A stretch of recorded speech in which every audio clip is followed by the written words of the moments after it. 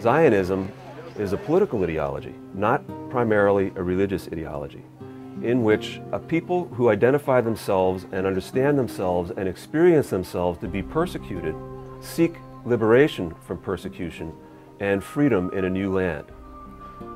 The impulse of political Zionism has resulted in the establishment of the State of Israel, which for Jews is an experience of redemption and liberation.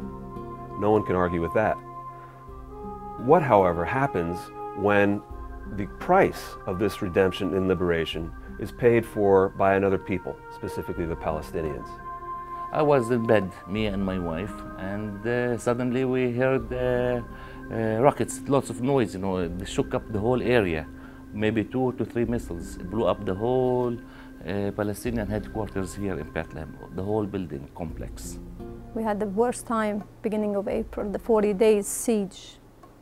You can't get out, you can't get any food, no electricity sometimes, no water. We eat a little bit less, we baked our own bread. We stayed with no meat sometimes, no fruits, no bread. With canned goods we managed. So it was okay, we could survive it, but not for a long time. Very, very difficult. Because I was worried for my son, which I have only one child, Joey. And he goes to school, which is very hard for him to go, and there's shooting any time of the day. We don't know when and where and how it happens. And we let him skip school days. And he wants to go out to see his neighbors or his families, his friends, to play outside, to go shopping. He can't go out. So I always so afraid for him to keep him in the house. And he say, why, mommy, why I should be inside, like locked in a jail? I work with Rabbis for Human Rights, and I work in the field. We have volunteers who work with Bedouin in the Jerusalem area, also down in the Negev.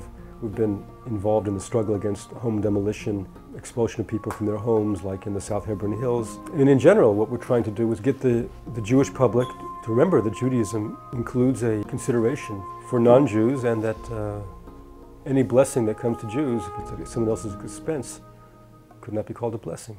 This miracle of the return of the Jewish people to its homeland is a second revelation of God. As a Palestinian, we feel that we are oppressed and there is no light at the end of the tunnel. Things getting from bad to worse on a daily basis, from a political point of view, from a security point of view, and from a financial point of view. When the Israeli tanks came to Palestine, this is the first thing I witnessed here. I lived in the States, I never seen any intifadas, or just on TV, whatever I watched over there. But to be here and witness it, I said, oh my God, this is impossible, like almost a war. With all the shooting, the fighting, the curfews, the siege, really scary. Many people don't realize that Palestine is populated by many, many Palestinian Christians. Same is true of Jordan, of Egypt, of Iraq, of Turkey. They're important for us for the living, breathing Christian communities that act out their faith on a daily basis in circumstances that are very challenging and are very instructive for us. Some of my students here, I asked him once about his dream. What is he going to be in the future? Do you know what he told me? I'm going to learn how to make a bomb. But I know how to make a bomb already. Why don't you think of something else? He told me that I used to think to become a surgeon, and now he changed his mind.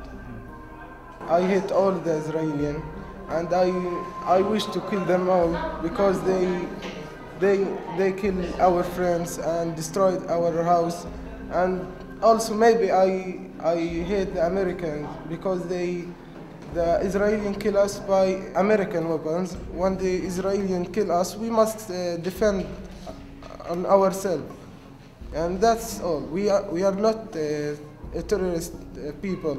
They are the terrorists. They are killed us and destroyed our house. And we wish to have a peace in here. But when they killed for example, my brother, I can't see anything. I see only to kill them. As a Christian, it's been very, very bad. The reason for that, we feel that we are forgotten by the whole Christian world. We don't have any governments from European or Christian institutions from Europe or United States coming here to ask for our well-being, to see what we're doing or what's going on. We feel that we are completely isolated from the rest of the world. Christian Zionism is an ideology which sees the establishment of the State of Israel as the fulfillment of biblical prophecy. In other words, God is acting out God's plan on earth, the plan of salvation. Before Christ returns, these things must happen according to prophecy. Frequently, many Christians identify Christian Zionism exclusively with fundamentalist biblical interpretation. However, most Christian Zionism is of a mainstream variety. There is a promise not only to Jacob, but to his descendants, to the Jewish people. I will bring you back. Even if you are not only 20 years, Jacob was 20 years in Babylon, even if you are 2,000 years in exile, I will bring you back. You will be back in the Holy Land, because this land is yours. It's the land of God, and it belongs to the nation of God, and I will bring you back. After all these 2,000 years, this little nation will come back from all over the world, come back to this little piece of land. And through this process, unprecedented in human history, the whole world will realize that you are the people of God, that there is a God, that there is divine providence. And in this case, the oppressed become oppressive.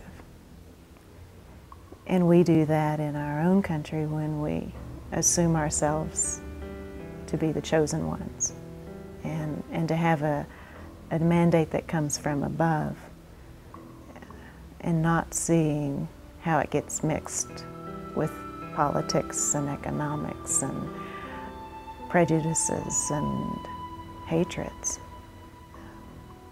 Our own self-motivation sometimes looks holy, and it's anything but. Can we settle for sympathy and compassion for one group of people and not another group of people who experience the establishment of the State of Israel as a form of oppression? Is it exodus, or is it exile, or is it both? In the case of the narrative traditions of the Old Testament, they have been, in fact, expropriated and reapplied in settings in which they were never intended to be used. One such setting is the American frontier. An example would be the pastor Cotton Mather from right here in Boston, who exhorted his congregation to exterminate the Canaanites as if they were vermin under their feet, because they, the congregation, were the new Israelites. The Canaanites, of course, were the Native Americans, the indigenous population. Another context in which the Old Testament traditions, the Exodus story, has been expropriated and reused in a new setting is in modern Israel and Palestine, where Zionism has expropriated the narratives of the Old Testament to validate its presence in the land today.